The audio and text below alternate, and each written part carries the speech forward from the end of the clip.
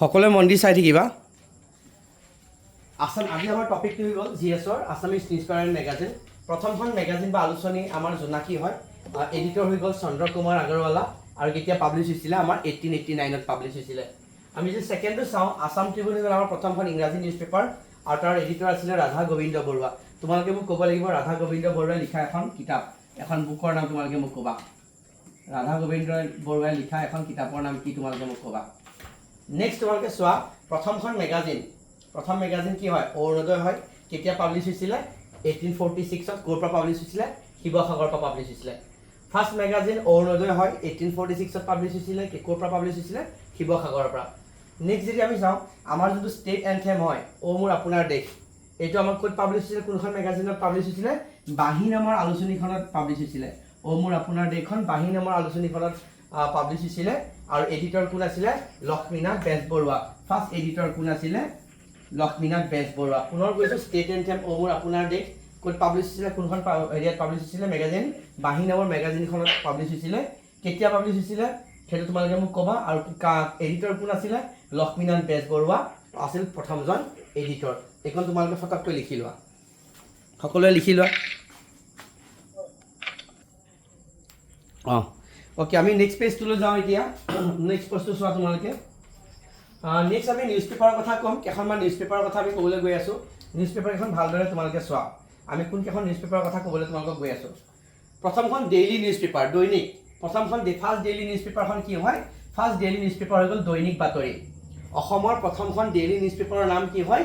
দৈনিক বাতৰি।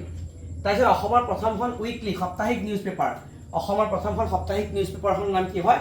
অসম মিহিৰ। এডিটৰ কোন আছিলে? লক্ষ্মীনাথ ফুকন। চ' ইয়াৰ ওপৰত পৰীক্ষাত প্ৰশ্ন আহিছে। অসমৰ প্ৰথমখন সাপ্তাহিক নিউজ পেপাৰখনৰ নাম কি হয়? অসম মিহিৰ। এডিটৰ হৈ গ'ল Lakshminath Phukan. Weekly news paper এখন মই আন এটা উদাহৰণ দিব বিচাৰিছোঁ। 7 দিন বোলা এখন নিউজ পেপাৰ আছিল যোনটো উইকলি আমাৰ ওলাইছিলে। মান্থলি নিউজ পেপাৰ, অসমৰ মাহেকীয়া নিউজ পেপাৰ, মাহত এবাৰহে ওলাই এই নিউজ পেপাৰখন। চ' অসমৰ মান্থলি নিউজ পেপাৰখনৰ নাম কি হয়? অসম বিলাসিনী। কেতিয়া পাব্লিছ হৈছিলে? 1871ত পাব্লিছ হৈছিলে। নেক্সট অসমৰ প্ৰথমটো প্ৰেছ, য'ৰ নিউজ পেপাৰ বা মেগাজিনবিলাক পাব্লিছ হৈছিলে Radhanath press 1881। Radhanath press 1881। Please note it down, note কৰি লোৱা। নেক্সট পেজটোলৈ আমি গৈ আছোঁ এতিয়া। 3 নম্বৰ পেজ তোমালোকে চোৱা। প্ৰথম শিশু আলোচনীৰ কথা আমি ডিছকাছ কৰিম এতিয়া। নেক্সট আমাৰ টপিকটো কি হ'ল? Child magazine. চ' প্ৰথমখন চাইল্ড মেগাজিন কি হয়? First child magazine. প্ৰথমখন চাইল্ড মেগাজিন কি হয়? নামটো কি হয়? ল'ৰা বন্ধু। প্ৰথমখন চাইল্ড মেগাজিন হ'ল ল'ৰা বন্ধু। আৰু কেতিয়া পাব্লিছ হৈছিলে? পাব্লিছ হৈছিলে তোমাৰ 1888ত। কেতিয়া পাব্লিছ হৈছিলে? 1888ত পাব্লিছ হৈছিলে। আৰু এডিটৰ কোন আছিলে? কৰুণাভিৰাম বৰুৱা। চ' মই পুনৰ কৈ দিছোঁ প্ৰথমখন শিশু আলোচনী কি হয়? তলত উল্লেখ কৰা কোনখন প্ৰথমখন শিশু আলোচনী হয়? চ' প্ৰান্তিক, সঁফুৰা, মৌচাক আৰু ল'ৰা বন্ধু 4টা দি দিব। 4খনে কি হ'ব? শিশু আলোচনী হয়। এই 4খনৰ ভিতৰত কোনখন প্ৰথমখন শিশু আলোচনী হয়? সেইটো হৈ গ'ল ল'ৰা বন্ধু। 1888ত পাব্লিছ হৈছিলে। এডিটৰ হৈ গ'ল কৰুণাভিৰাম বৰুৱা। আৰু কেইখনমান মই চাইল্ড মেগাজিনৰ কথা ক'বলৈ গৈ আছোঁ। সেইকেইখন হৈ গ'ল তোমাৰ প্ৰান্তিক হৈ গ'ল চাইল্ড মেগাজিন। নেক্সট হৈ গ'ল সঁফুৰা, এইখনো এখন শিশু আলোচনী হৈ গ'ল। মৌচাক, এইখনো এখন শিশু আলোচনী হৈ গ'ল। আৰু জিলিঙনি, এইখনো এখন কি হৈ গ'ল? শিশু আলোচনী। চ' তলত উল্লেখ কৰা এই 4কেইখন কি হয়? চাইল্ড মেগাজিন বুলি ক'ব পাৰোঁ বা অসমীয়াত আমি কি ক'ব পাৰোঁ? শিশু আলোচনী বুলি ক'ব পাৰোঁ। আৰু প্ৰান্তিক আৰু সঁফুৰাখনৰ এডিটৰ কোন আছে? হু আছে এডিটৰ অফ প্ৰান্তিক এণ্ড সঁফুৰা? প্ৰান্তিক এণ্ড সঁফুৰা শিশু আলোচনী হয়। তাৰ এডিটৰ কোন আছিলে? Bhabendranath Saikia was the editor of this 2 child magazine. Prantik আৰু সঁফুৰাৰ এডিটৰ ভৱেন্দ্ৰনাথ শইকীয়া হয়। Please note it down.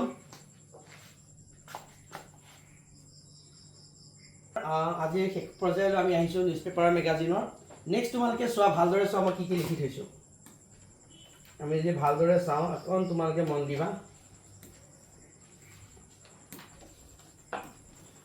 জোনাকীৰ যুগ বুলি কেতিয়া কোৱা হয়? জোনাকীৰ যুগ বুলি কোৱা হয়। জোনাকীৰ এৰাত কি হৈছিলে? অসমৰ লিটাৰেচাৰত কি আৰম্ভ হৈছিলে? ৰোমেণ্টিকিজিমটো আৰম্ভ হৈছিলে। ৰোমেন্সটো আৰম্ভ হৈছিলে অসমীয়া লিটাৰেচাৰত। মানে কবিতাৰ মাধ্যমে হওক বা গদ্যৰ মাধ্যমে তাত আমি কি দেখা পাইছিলোঁ? ৰোমেণ্টিকিজিমটো আমি দেখা পাইছিলোঁ যেতিয়া জোনাকীৰ যুগ বুলি কোৱা হয়। নেক্সট ডেকা অসম কি হয়? ডেকা অসম এতিয়া মেগাজিন হয় নে নিউজ পেপাৰ হয়? ডেকা অসমখন কি হয়? এখন নিউজ পেপাৰ হয়। ইয়াৰ এডিটৰ কোন হয়? অম্বিকাগিৰি ৰায়চৌধুৰী আছিল।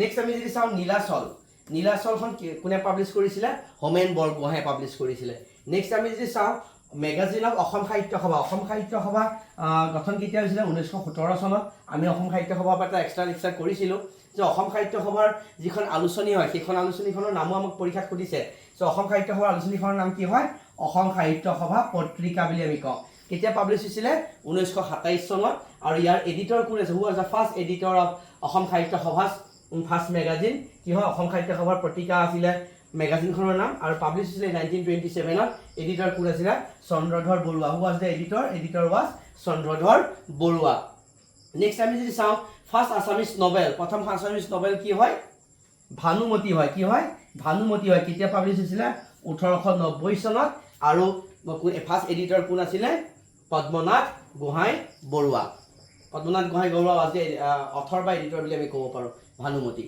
প্লিজ নোট ইট ডাউন এইকেইটা পৰীক্ষাত অহা প্ৰশ্ন হয় চ' ইয়াৰ ভিতৰতে আমাৰ নিউজ পেপাৰ মেগাজিনৰ পৰা কুৱেশ্যন আহিলে ইয়াৰ পৰাই আহিব